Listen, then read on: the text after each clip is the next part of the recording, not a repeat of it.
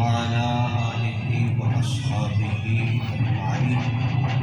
أما بعد فأعوذ بالله من الشيطان الرجيم. بسم الله الرحمن الرحيم. يا أيها الذين آمنوا اتقوا الله وكونوا مع الصادقين. صدق الله العظيم. إن الله وملائكته يصلون على النبي.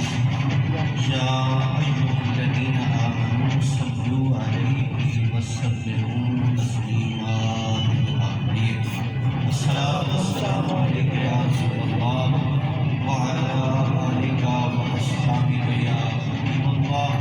الصلاة والسلام عليك يا رسول الله وعلى آلك وأصحابك يا رحمة للعالمين. بند چلایا طرف زمین عرش و فرش ٹکایا ہو. دھرتی ملیا دیس نکالا اسے لکھیا جھولی آیا ہو. رہنی دنیا نہ کر چھیڑا ساڈا اگے دل گھبرایا ہو.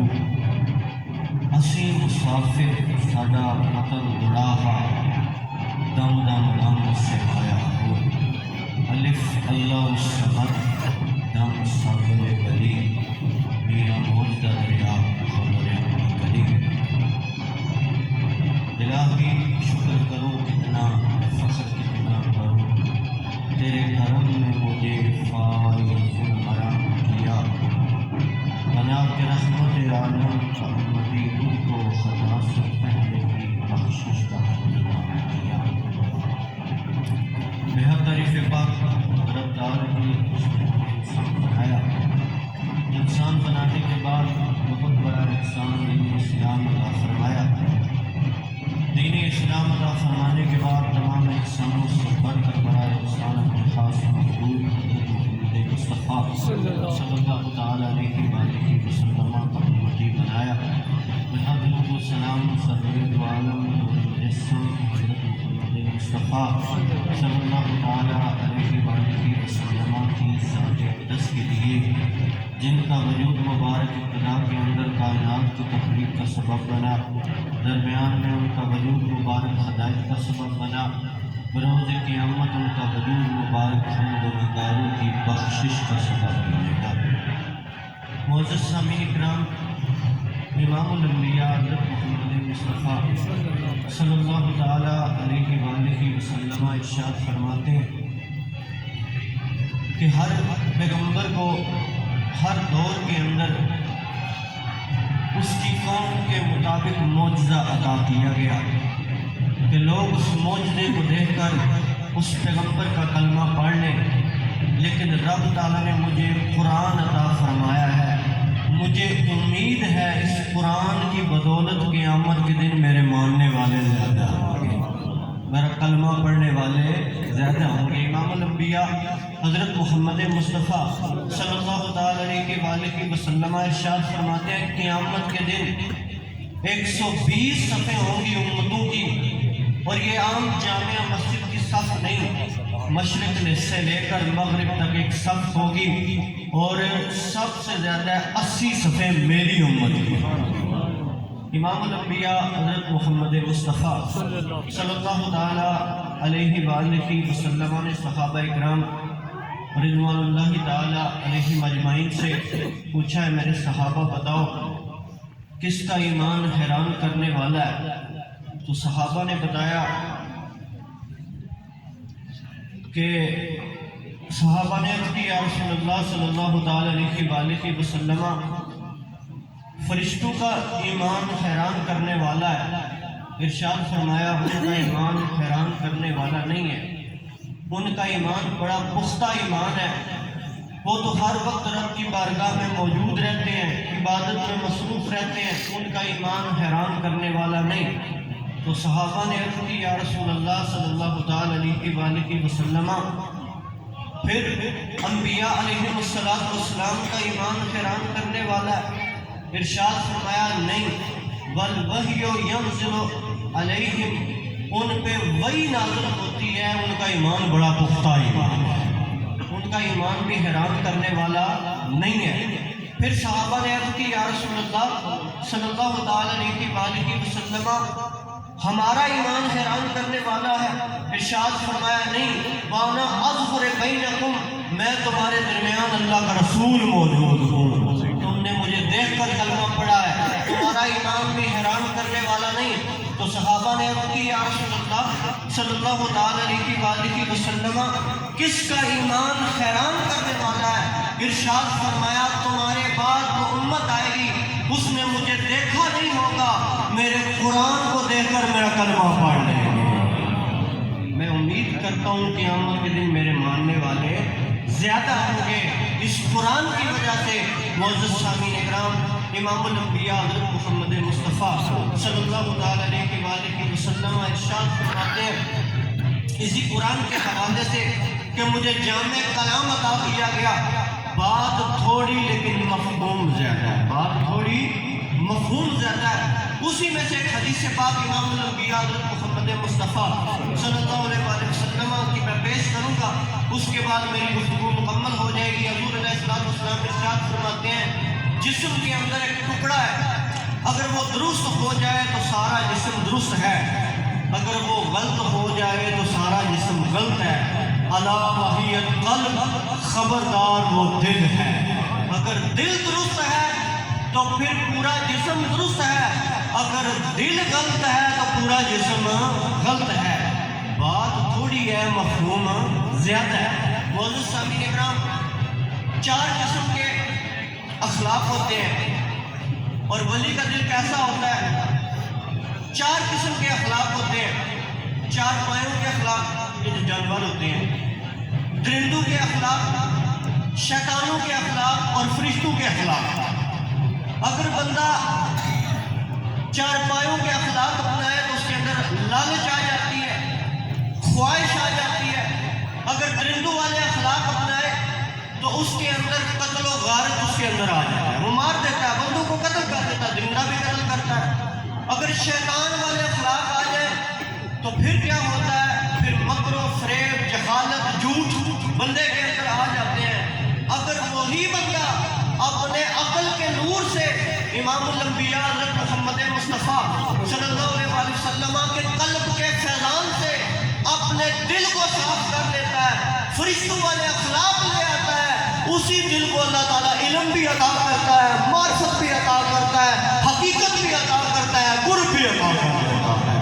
اسی کو اللہ کا ولی کہا جاتا ہے, اسی کو اللہ کا ولی کہا جاتا ہے. امام الانبیاء حضرت محمد مصطفیٰ صلی اللہ علیہ وسلم کے قلب کے بارے میں مسند امام احمد کی حدیث پاک ہے, امام احمد بن حنبل کی حدیث پاک ہے, ان اللہ تعالی نعرہ تکبیر, نعرہ رسالت, نعرہ حیدری, نعرہ تحقیق, آستانہ علیہ سموال شریف. ہماری اس مجلس کے اندر اس آستانے کے شجاعہ نشین کے بلا حضرت خالد محمود قریشی صاحب و تشریف لائے ہیں, ہم ان کو خوش آمدید کہتے ہیں. معزز سامعین اکرام, امام الانبیاء حضرت محمد مصطفیٰ صلی اللہ علیہ وسلم کا قلب کیسا تھا؟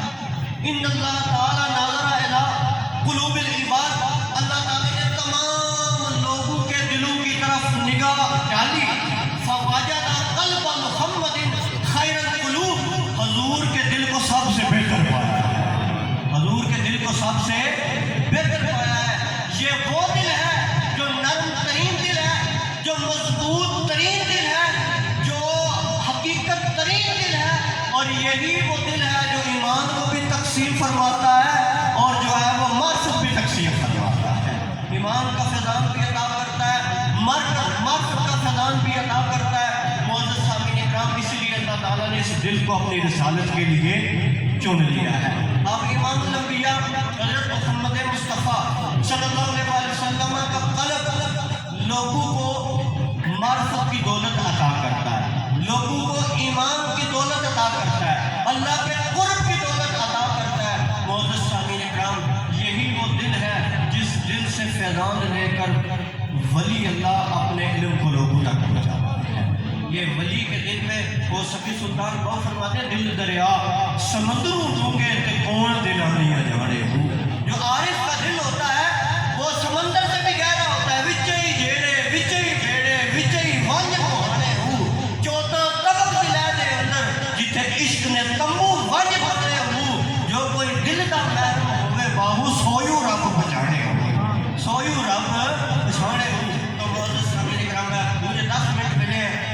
مکمل ہو گیا. میں آخری شعر جو میں نے پڑھا ہے صفی سلطان بہو رحمۃ اللہ تعالی علیہ کا، وہ ایک پیغام ہے.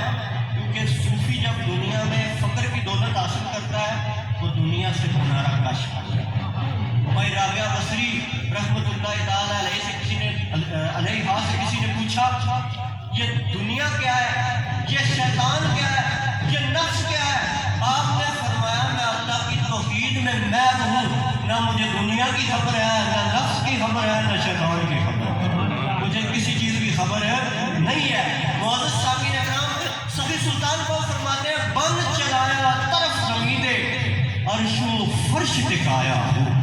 آدم علیہ السلام کہاں سے آئے ہیں؟ جنت سے آئے ہیں. گھر بھی ملیا دیس نکالا اسے لکھیا جو لی پایا ہوں. آدم علیہ السلام جنت سے کیوں آئے ہیں؟ عشق کارن کیتا آدم محرم یار جگانا، اے ملک عبادت جوئے کی حاجت انسانا. میاں صاحب نے فرما دیا ہے. میاں صاحب فرماتے ہیں اگر عشق کی بات آ جائے پھر جنت چھوڑ کے دنیا میں آنا پڑتا ہے.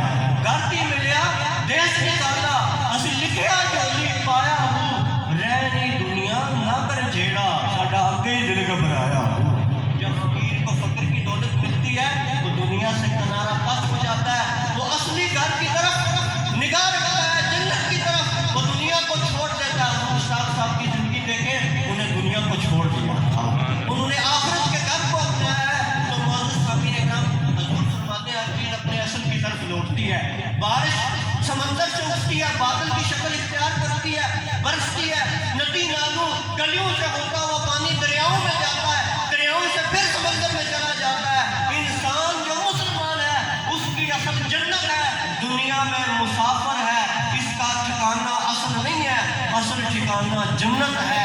اگر دنیا میں جنت والے اعمال کرے گا تو رب تعالیٰ آخرت میں جنت عطا فرمائے گا. معزز سامعین اکرام، آخری بات سمجھاؤں گا آپ کو کہ جب بندہ کسی ملک میں ہوتا ہے، بیرون ملک، وہ پردیسی ہوتا ہے، اس کا دل گھبرا جاتا ہے. صفی سلطان بہو نے لکھا ہے نا، اسی پردیسی سدا وطن دڑا دم دم غم سوایا ہوں. ہم ہیں پردیسی، ہمارا وطن بہت دور ہے جنت، ہم اس کی یاد میں بڑے غمگین ہیں، ہمارا غم بڑھ رہا ہے. کوئی بندہ بیرون ملک کو اس کو چھٹی ملے تو ڈائریکٹ فلائٹ پہ تو نہیں بیٹھتا.